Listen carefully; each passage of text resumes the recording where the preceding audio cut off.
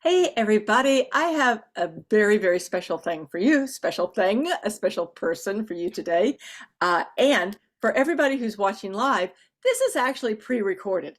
So I just couldn't quite get Anna on at the right time. So you guys are going to get to hear something that other people have not gotten to hear yet. So um, for everyone listening on the podcast, thank you so much for being here today. I have a very, very special guest. She is somebody that I had not ever met before, but it's the kind of person where you're out in the world and people say, "Oh, you must know Anna," or "Oh, have you paddled with Anna?" or "Have you done blah, blah, blah with Anna?" I'm like, "No, I haven't met Anna," which was my bad because I went out, found her online, reached out to her, and had the opportunity to connect. And she is as wonderful as everyone has told me that she is. So. Anna, thank you so much for being here today. I really appreciate it.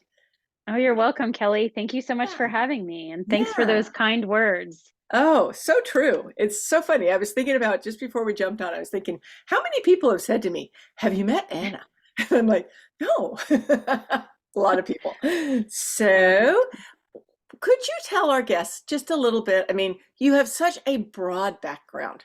Um, Anna, well, I'm going to stop. I'm going to let you tell them a little bit about you, and then I'll probably jump in and tell them some other things that I know too. So tell us a little bit about okay, sounds good. And feel free to jump in if you have questions in the you. middle. Absolutely. So so let's see. I've been paddling for 30 years. I started when I was 19. I was on my way to law school, and I then discovered whitewater kayaking and rafting during a summer job that I had in the kitchen of a rafting company. And very not very glamorous, working in the kitchen of the rafting company, but it allowed me to discover this incredible world of whitewater kayaking, and a community of folks who really prioritize joy and connection with nature and lifestyle, and we have one life to live. Let's live it well and joyfully. And so that really changed the trajectory of my life. And ever since then, I have been in the paddle sports world. And from there, I raft guided around the world so I could feed my obsession with whitewater kayaking. And I got good pretty fast because I was traveling around and paddling. I'm originally from Canada. I grew up in between Ottawa and Montreal. And so I tried out for the Canadian freestyle kayak team, made the team, started traveling around competing internationally in both freestyle kayaking and extreme racing. Extreme racing is like racing over difficult pieces of whitewater. There's usually a waterfall in there, something like that. And as I was doing this, I realized, or came to, a realization that as women, my female colleagues and I tended to struggle with similar or the same technical aspects of freestyle kayaking and kayaking in general. And also there were so many stories of my colleagues at a very high level having to hide emotion from our Mm, male colleagues right. when we were paddling difficult whitewater.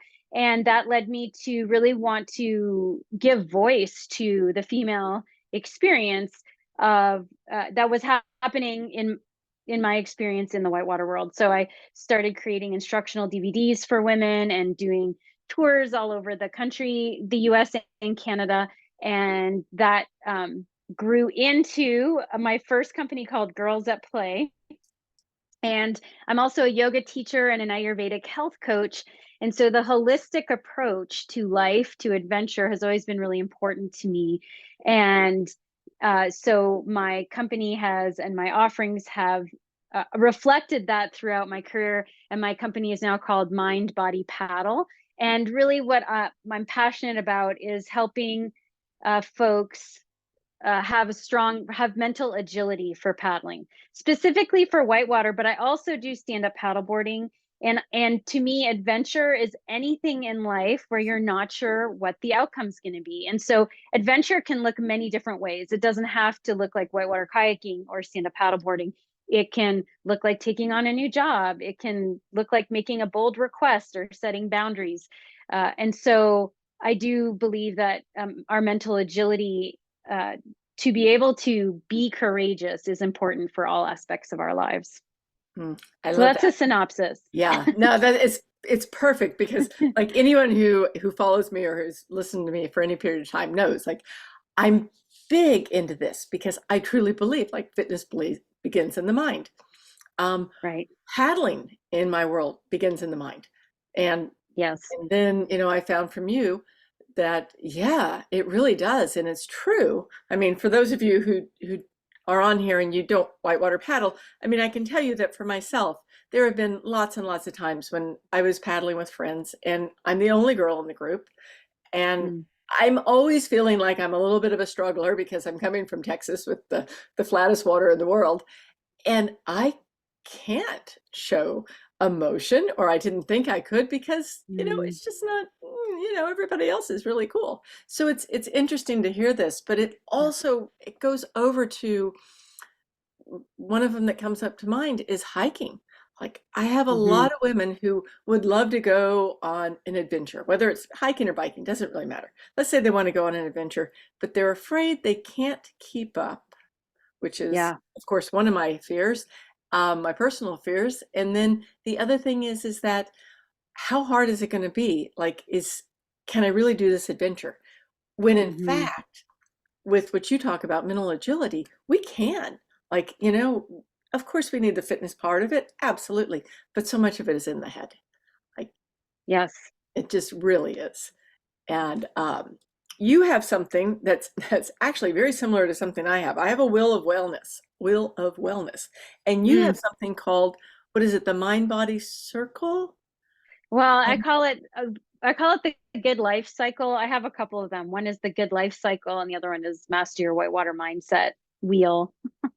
okay, So yes, but yeah, it's they're both working with so the similar wheel. because, like you said, I mean, you bring so much of it to the table, which is it's the mental agility, it's physical. I mean, I will say Hmm. for any of you watching. I have Anna's book right here, Yoga for Paddling, Thank um, because I was having some problems that were some things that were you. hurting me, and I went, you know what? Go back to the basics, find the Mm. best, and let's eliminate the pain. So, and then nourishment. So, tell us about how yoga and Ayurvedic and everything else comes together in this because it's a big piece. Sure. Yeah, and right before I get to that, I want to share with you that over my couple of decades of teaching whitewater kayaking, the number one fear that my clients and I do work mainly with women. I work with men too at all genders. Most folks who come to me are women because that's what I'm known for. But the number one fear that they have is the fear. It's not drowning or getting hurt. It is the fear of looking bad, of being the weakest link, of holding people back, Yeah. other people in the group back. And I just want to say that it's so important, all you ladies listening, that you're not alone. This is common, and I strongly believe that it's a story we're telling ourselves. It's not the truth. The story of like, oh, I'm going to hold someone back.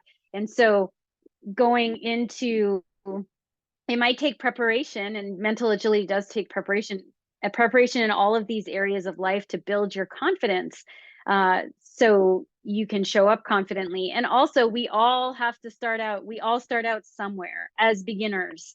And so I think it's important to remember that other folks did that too. And most of the time we're fearful that people will judge us, but in reality, most folks who are leading these types of adventures or going in groups will be very welcoming and understanding.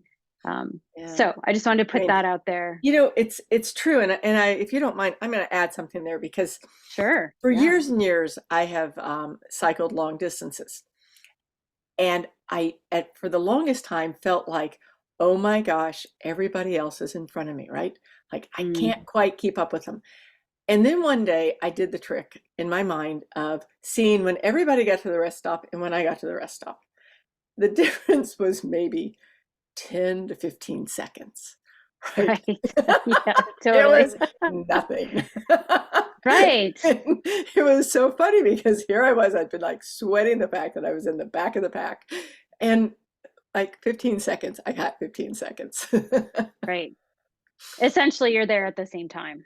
They might be Yes. physically in front of you, like you can see them, but yeah, what is the data, right? What are the Yeah, facts? it's true. Yeah, It's that's true. So, great.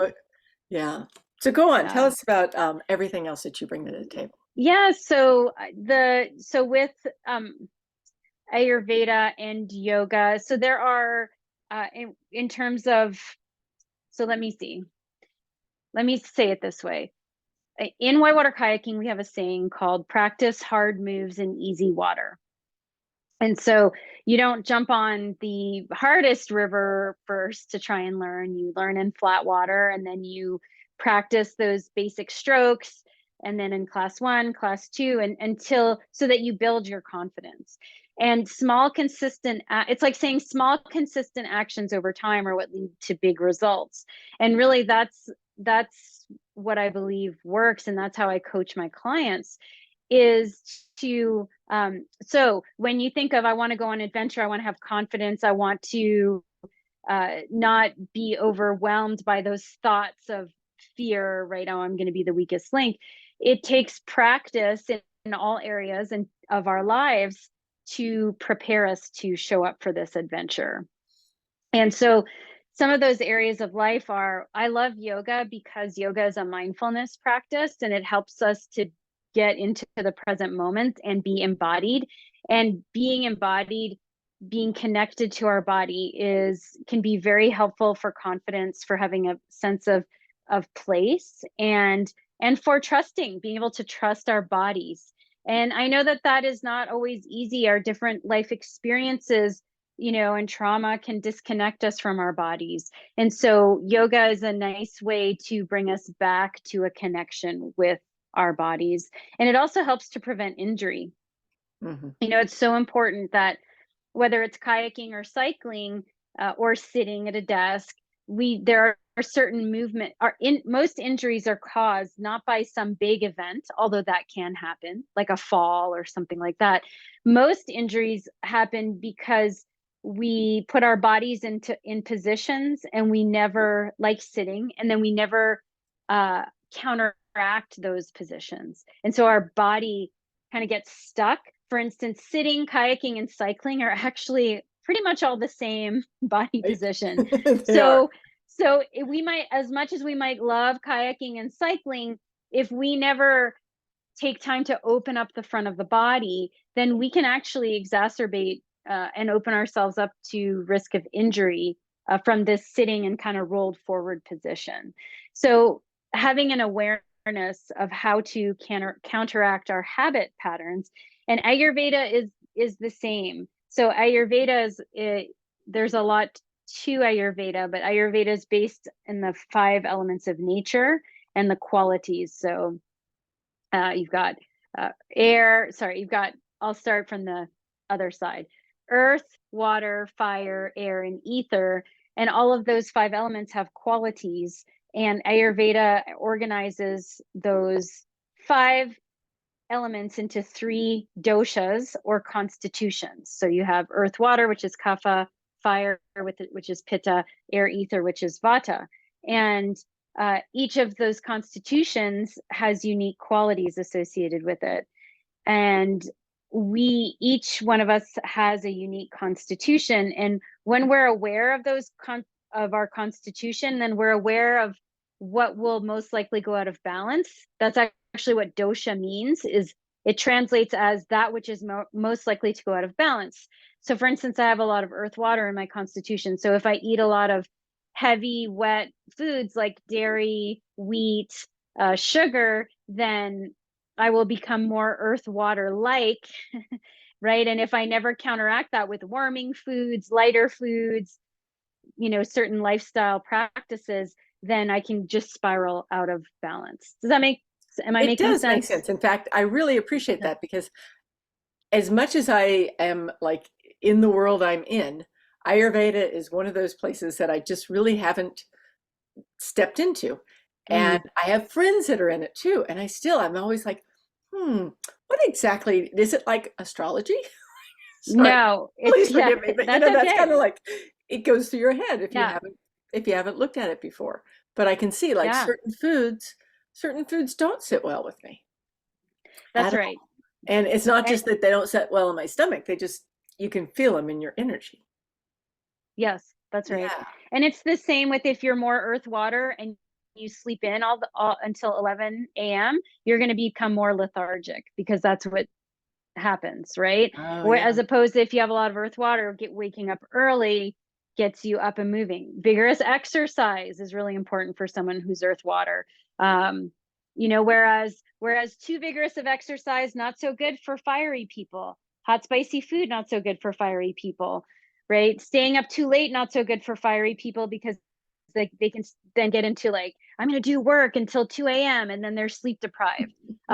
So as you can see, and Ayurveda is the Indian in from India system of medicine, and traditional Chinese medicine and Ayurveda have the same root, um, is my understanding. And so it's very much based in, it's actually very practical.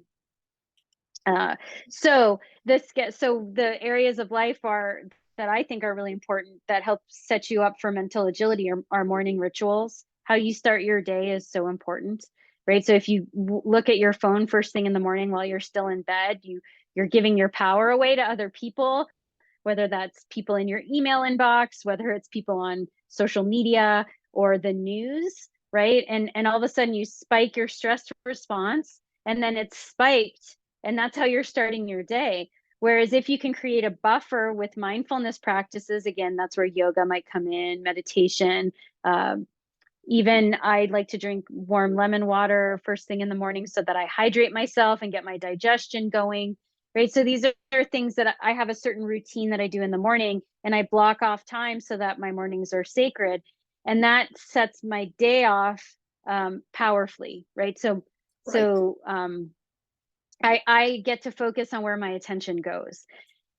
Yeah. You might say, well, that's just the morning, and morning after morning after morning, it's like compounding interest That's to where when exactly it right. becomes habit, then you're starting your days off powerfully, which means you have a more powerful mindset in general.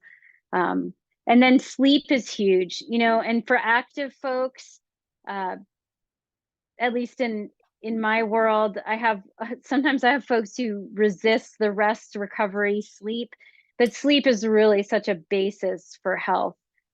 Getting 8 hours. There's a great book called "Why We Sleep." You may have read Mhm. it by Matthew Yeah. Walker. So, I mean that book blew my mind because it's just it's just the science is clear. We talked earlier about, 15 seconds, people are only 15 seconds ahead of you. And you read that book, the data is there about how important sleep is. Actually, Um, can I interrupt you for just a second? yeah, for So, sure. yes, I ramble on about sleep and I ramble on about rest. And rest is Hmm. probably like, and when I say rest, it's like taking a break from the workouts, taking a break from, all of the heavy stuff that we push ourselves through as far as fitness goes. But Yeah. no one wants to listen to me. So you tell them that rest is important. I hear you. No one wants to listen to me either. But It's so because true. and I get it, we I think in our culture, but especially folks who love adventure, we have what I've heard called an action bias, right? We Yeah, want to fix everything with action. Action is the answer. Go harder, more workouts. And if you look at high-end athletes, and you look at their training protocols, rest is there. Olympic athletes, they take time off.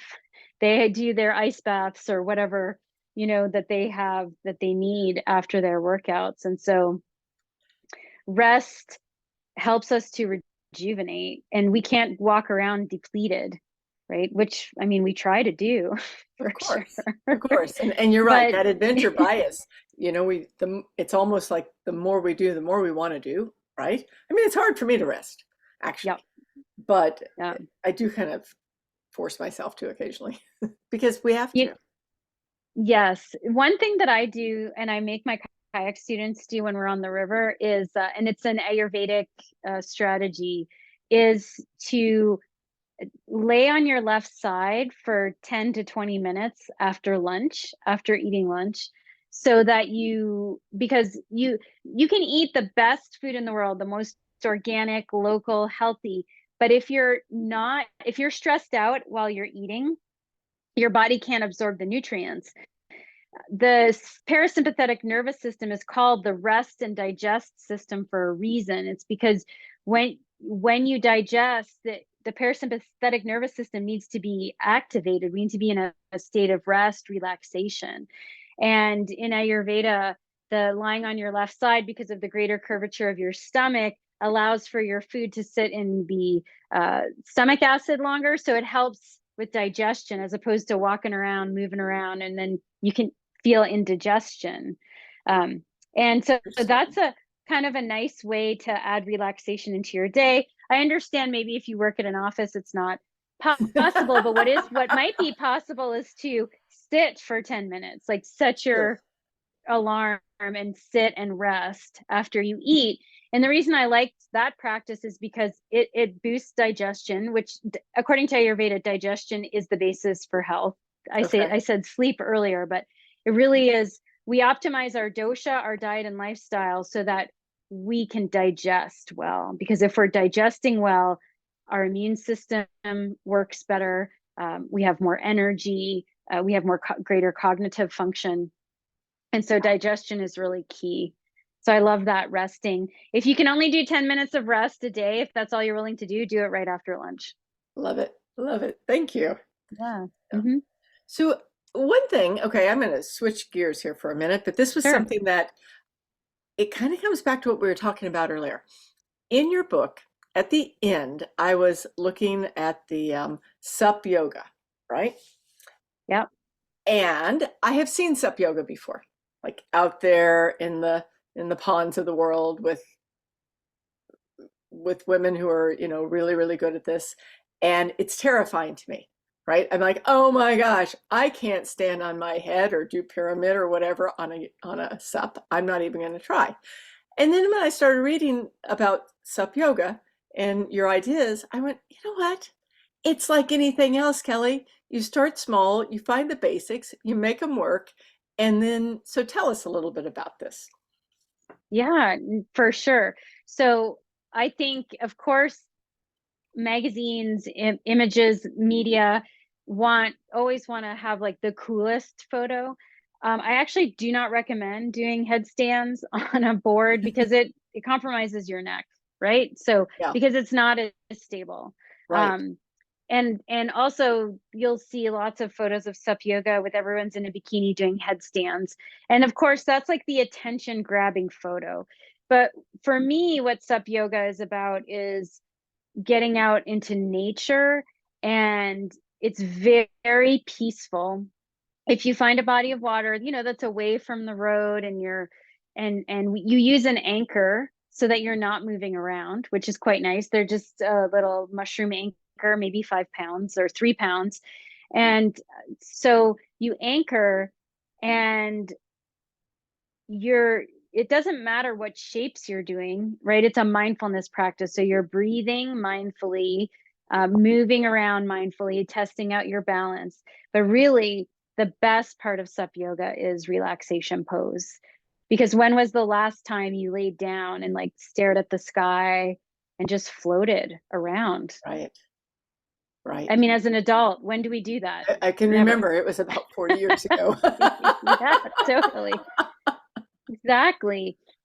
So, my sup yoga classes, when I teach, we always start off sitting or lying on our backs or on all fours, hands and knees. So we have many points of contact and start breathing and being aware of where we are. And really, it's about, for me, it's about connecting with nature. And because in yoga class, some yoga teachers talk a lot about connecting with nature, and Mm, practicing yoga outside allows you to do that. It is also a great practice in not letting distractions, because there's going to be distractions. you're not in a yoga studio, so you can't turn up the music, turn down the music, turn up the heat, lower the heat. You're out there. And so it's a really good practice. And again, oh yeah, I hear that noise over there, but I'm not going to let my attention be drawn out. I'm going to keep my attention here with me. So it has many, many benefits. And I find that when I'm teaching a class, folks who have never stand up paddleboarded before will come to a sup yoga class, which is fantastic. And they actually feel a lot more confident and balanced to be able to stand up after we've done all of Oh, this yeah. different movement on the Right? board. So I think it's great. And last thing I'll say about just stand up paddleboarding in general is you do not have to stand up paddleboard. You can be on your knees, you can be sitting cross-legged, you can paddle out somewhere on your knees and then just relax. There's a lot of that's why stand up paddleboarding is nice. Unlike in a kayak, and of course I love kayaking, but in kayaking, you're stuck in one position pretty much the whole time. Hmm. Stand up paddleboarding, you can move around and change position, which is really fun. Yeah. And if you get Yeah, tired, you just shift. Yeah. that's right. I love it. Yep. Yeah. I love Yeah. it.